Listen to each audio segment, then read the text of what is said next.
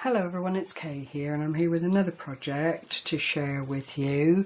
Another lady that I follow quite regularly on YouTube is Ginger, mysistersrapper, who, bless her heart, even in the throes of moving house and packing and so on, still managed to do a wonderful tutorial for this lovely folio picture holder, whatever you call it, wherever you hail from. And it was such a lovely tutorial. It inspired me and made me feel that I had to go and make one of my very own. Now the dimensions are 5 inches across by 8 inches in depth.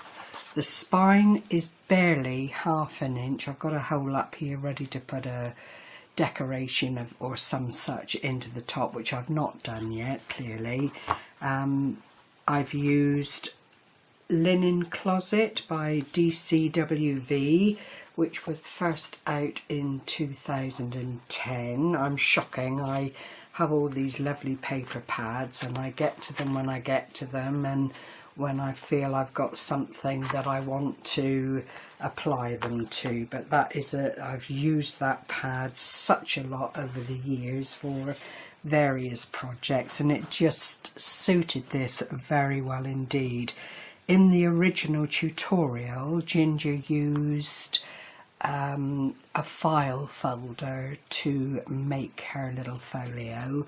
Well, I didn't have anything like that in the house, so what I got, I decimated a cardboard box basically, which I do quite regularly, to the dimensions required, and instead of making a spine that is separate to the project, this is all one piece of card, and when I open it up you'll see, but it does allow you to decorate it very nicely. It's very straightforward if you've never made an album using the front cover, back cover and spine, because this is all integral, so you don't have to feel that you might have a weak spot on your presentation or anything like that. It simply doesn't happen. So this is the front of the little folio, and you'll see I've used some Stampin' Up flowers and Martha Stewart leaf punch here in the black and silver. This is a little sentiment from a Project Life thing that I got in a sale many moons ago, and just used it to lighten up the front of the album. And the dies I used are another wonderful creation from Card Making Magic, Christina Griffiths, and I can only say they are fabulous value. I've only used a portion of the dies available in this set. Again, it's only available at the Craft Stash online.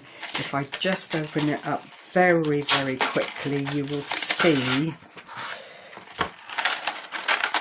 all the dies that come contained in the package, and there are cutting dies and perforated edges and stitched edges and crosses and so on and so forth. So there are 3, 4, 5 decorative edges just in that little cluster alone. Don't know if the camera will pick up the various designs on them all. And naturally they all stack with good effect. And then there are 2 cutting dies. Wait a minute. Yeah, 2 cutting dies that fit in between the decorative dies and just cut out the size that you'll want, which is what I've done on the front here basically. And then there are 3 little tag elements. They all cut beautifully well. and you know, I can't recommend them highly enough. Huge value for very little outlay, really. I've spoken about Christina before, and she is such a clever lady and has come up with these designs in her own right, but is exclusive to the Craft Stash online. So if you feel you'd like to go and have a look, then do. She also has her own YouTube channel, and she has done quite a few tutorials showing how she particularly would use the dies that she's created. So that is that one. But getting back to the album, I wanted something different on the front. I knew I wanted to put a few flowers on, but nothing too over the top. I like to use the mirror board because it just adds a certain finish to the project and makes it look a little bit more polished. On the back here is just plain paper. It's a spotty dotty, but it does have a little bit of glitter in it.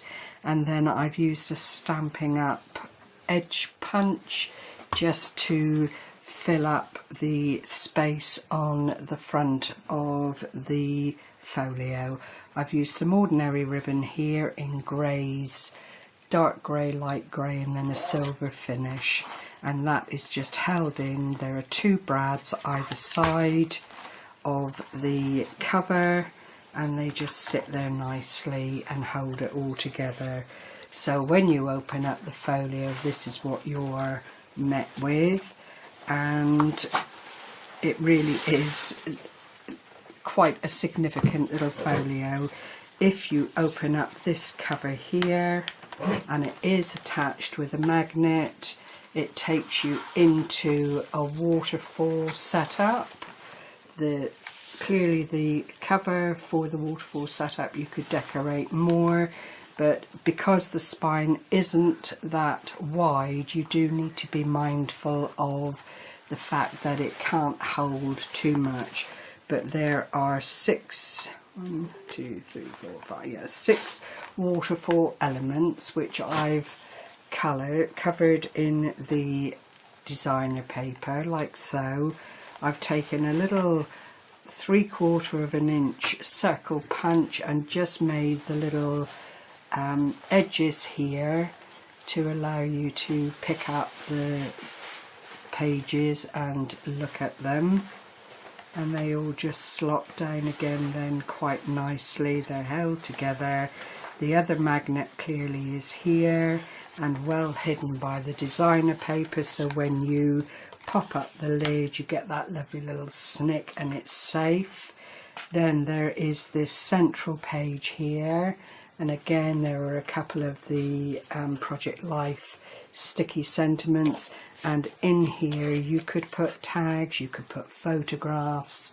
It's quite a handy little pocket. It's about 2 inches in width, but you can, as you can see, I've got my finger in there now, you can put a little something inside them, whatever you chose. Here is another pocket at the bottom, and that will hold a good amount of collectibles, I'll call them, or photographs. It would be entirely up to the recipient. I know we don't do a whole lot of photograph collecting in the UK, but you know, it is still quite a nice thing to have to hand, maybe just to store some very precious photographs in that you wouldn't want to lose if the internet crashed or what have you. And on the side here is another little booklet, and it's just 3 pages all stacked one on top of the other, and I've kept one area clear, as you can see, and decorated the other side, which would allow for a bit of journaling with a white pen, or I don't know, an attachment of sorts. But all in all, that is the folio. The card, when it's opened up, as I was mentioning in the very beginning, is 12 inches by 8. So that that was the size that I saved from a cardboard box, and then covered in the black craft paper, and then went on to decorate. I hope you like the project. I hope it inspires you. Do go along to my sister Scrapper's channel. She is prolific in her albums, folios and that kind of thing. She used to do a lot of work for Graphic 45 but retired from that and now just crafts for the pleasure of it, but her tutorials are really very, very good indeed. So if you get stuck on a rainy day and you just want to look at somebody that is adept and so clever and has these wonderful layouts like this, with the side pocket, the centre pocket, the flap and the little pocket there, then she's a joy to watch. And not all of the projects are so large as to be daunting. I've just used this dream catcher here. It's all significant to my thought process, and I should have mentioned it before, and I just thought, well, capture some dream photographs. Really, that was the idea behind it, just in case anybody was wondering about the significance of it. Anyway, with that, I will thank you for joining me as always. Thank you for your continued support. I really do appreciate it. And thank you very much to my new subscribers. Welcome. And if you have any questions, do please leave word underneath the video and I will answer to the best of my ability. Take care everyone. Happy crafting. Bye bye for now.